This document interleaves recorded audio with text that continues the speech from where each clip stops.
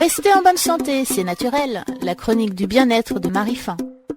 Un végétalien pour la majorité des habitants du pays aux 350 fromages est un extraterrestre qui ne mange ni viande ni poisson, passe encore, ni aucun produit issu de l'animal.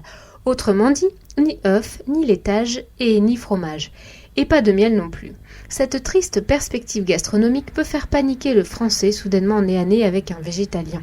Or, le paradoxe veut qu'il existe des Français végétaliens et qui s'en trouvent fort bien.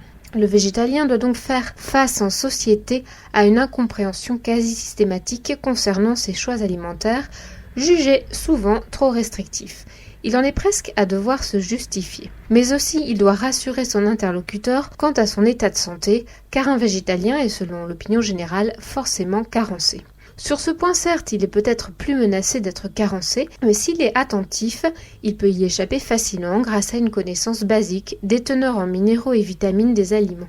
Par exemple, même sans produits laitiers, il est aisé de consommer suffisamment de calcium.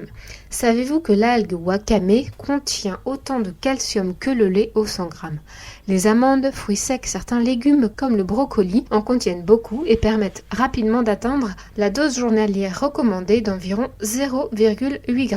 Quant à la vitamine D, une exposition quotidienne d'1 quart d'heure à peine au soleil du visage, des mains et des avant-bras, et le tour est joué. Côté protéines, on en a déjà parlé dans de précédentes chroniques, un végétarien ou lien averti se soucie, comme de l'an 40, d'une carence en protéines, car il sait que son alimentation lui en fournit de façon largement suffisante. Le mythe des protéines est révolu depuis belle lurette pour lui. Les oméga 3 très présents dans le poisson, il les trouve dans les noix, huile de noix et de colza et dans les graines ou huile de lin. La carence en fer n'est pas non plus réservée aux végétaliens. Ceux qui le sont pour des raisons annexes, comme l'est un carnivore anémié. Seule carence possible, et même plutôt fréquente pour un végétalien, celle de la vitamine B12. En effet, si on la trouve dans le règne végétal, notamment des algues, le tempeh, le miso, ces quantités peuvent s'avérer insuffisantes. Là encore, pas de panique, il suffit de se supplémenter. On trouve en pharmacie des ampoules végétaliennes à très faible coût et même remboursées en cas de carence. Une ampoule Gerda par exemple, par semaine est suffisante. La principale difficulté d'un végétalien dans sa vraie vie est d'ordre social. Sortir, manger à l'extérieur quand on n'a pas le choix du restaurant équivaut presque à décommander ou à se faire préparer d'avance un repas spécial. Même scénario pour les invitations d'amis, pour qui la préparation d'un repas végétalien relève de l'exploit culinaire quand ils osent s'y aventurer. Cette connaissance de terrain, je la dois à une période d'1 mois et demi pendant laquelle j'ai adopté ce régime.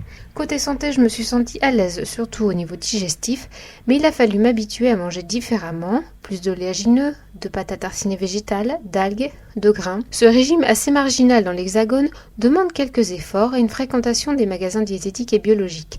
Elle invite à découvrir de nouveaux ingrédients, c'est cet aspect qui m'a plu. Côté finance, quand on sait que la part du budget alimentaire français consacrée à la viande est de 22% de son budget d'alimentation, le végétalien ne risque pas de dépenser plus, même en mangeant bio. Mais il doit lire les étiquettes avec encore plus d'attention, car certains produits comme la bière, le vin, les jus et certaines confiseries contiennent des additifs issus des animaux sans que cela ne soit clairement indiqué.